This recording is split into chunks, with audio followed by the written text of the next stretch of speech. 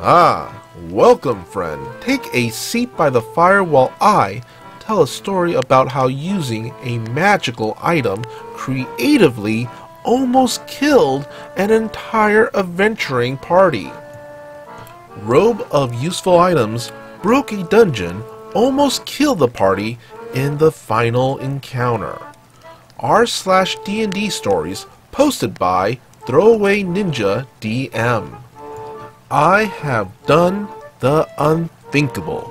As the title suggests, a robe of useful items did in fact prove to be so useful that it nearly wrought my party's downfall tonight, to a hilarious degree. We were playing a party of 8th level characters, which include a wood elf light cleric, a short fluffy tabaxi open hand monk named Big Lion, a human artillerist artificer, a tiefling fiend warlock, a Shadar Kai Gloomstalker ranger who joined for one session, and last but certainly not least, me, playing a goblin battlemaster fighter named Thunk.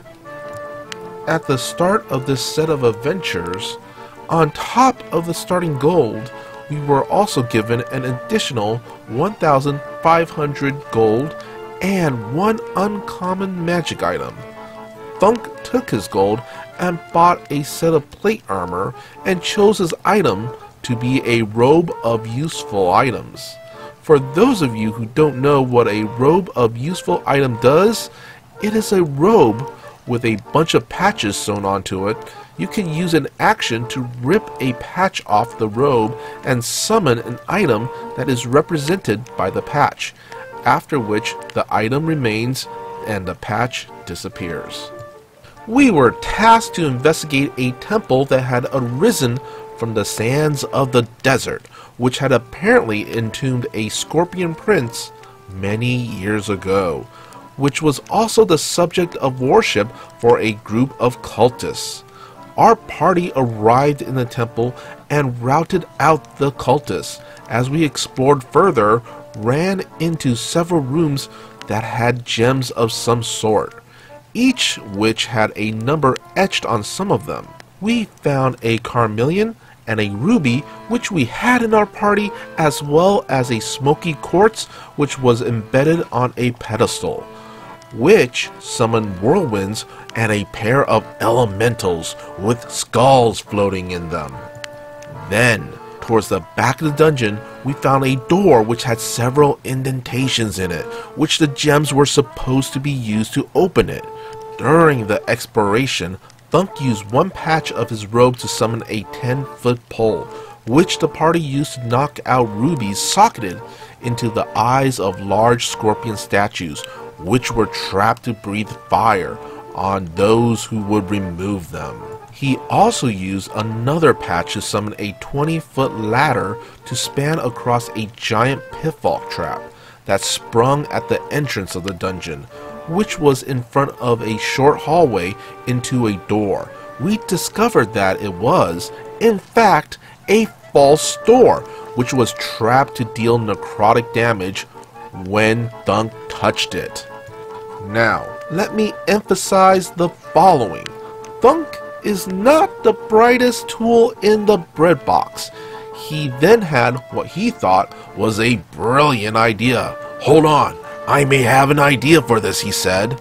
He searched his robe of useful items and found a very particular patch. I told my DM I find the patch that has a window. I summoned the window and I placed it upon the fake door. The expression as he was slowly beginning to process what exactly was happening was the stuff of legend. From confirmation to realization to shock to panic, all of us at the table burst forth in laughter.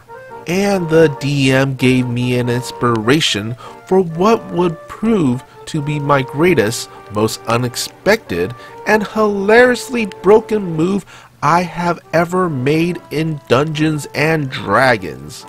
He then proceeded to express his concerns about this, saying, Well, this is going to be interesting. I then replied in a joking tone, wait, did I just break his dungeon? Yes and no. The window revealed the next room, an octagonal room with a sarcophagus in the middle of a dais, and 4 large floating crystals on adjacent corners of the sarcophagus between it and the far walls. The party spread out and began to investigate the sarcophagus and crystals. Each crystal was cube-shaped with buttons on them, and our artificer thought he could hear the chattering of insects inside of them. Our cleric decided to push the buttons in order on a crystal. Suddenly, the sides of the crystals were flung open, and 4 large scorpions, each with a gem embedded into their stingers, burst forth from them. The sarcophagus flung forth, and a handsome man looking like he hasn't aged a day emerged from it. "You have freed me from my imprisonment," he exclaimed. "Now the whole world shall relearn of the gift of my merciful rule." We rolled initiative. Our ranger went first and decided to go through the window. He saw that this man was very powerful, and in an attempt to save face and his own skin, decided to offer us as sacrifices. He then proceeded to shut the window behind him. Our light cleric then held his action to cast a fireball in the room when everyone got away from the middle of it and towards the wall on the outside. We then proceeded to do as such, and when the fireball landed, to our shock, the mummy took no damage. During the course of the fight, our party, through various checks, were able to decipher that we needed to use 4 gems in order to open the door on the opposite side that we came in. We also saw that inside the crystal boxes were pedestals. We were supposed to put the gems in the sockets of the door and then put them in the pedestals to remove their invulnerability, a puzzle combat that was circumvented by Thunk and his window. Our party then began to split up and find the last gems that we needed, as the cleric, monk, and fighter fought back the scorpions and their prince.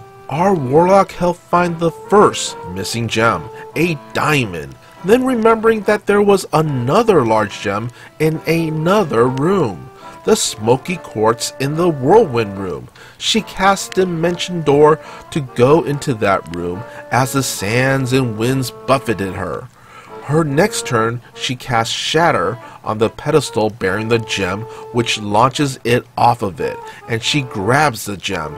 Meanwhile, the martial characters and the cleric are fighting the mummy, and the monk goes down. The cleric makes a break for the room with the quartz, back the way they came, not knowing that the warlock was well on her way to get it. When the cleric made it to the other room, 1 round later, the warlock ran past him saying, "I have the gem!" Without missing a beat, the cleric yelled in frustration, "God damn it!" After successfully managing to set the gems into the boxes, we were finally able to slay the Scorpion Prince and claim the sum of his worth. By adding up the numbers etched onto the gems, the ranger ran off with 2 500 gold rubies, and the rest of the party claimed tons of gems, a +2 longbow, bracers of defense, and a crown of wound closure that functions like a puriaft, but is worn on the head. So that, dear readers, is how a robe of useful items almost doomed a party by breaking a dungeon. Thanks for reading. And that, folks, is how creative thinking can get you into trouble. But at least it was very entertaining. And that's our story. Be sure to hit that like and subscribe button for more future tales and content. Also, if you would ever so kindly follow the socials in the description below, that would be great. As always, be good, be great, be awesome.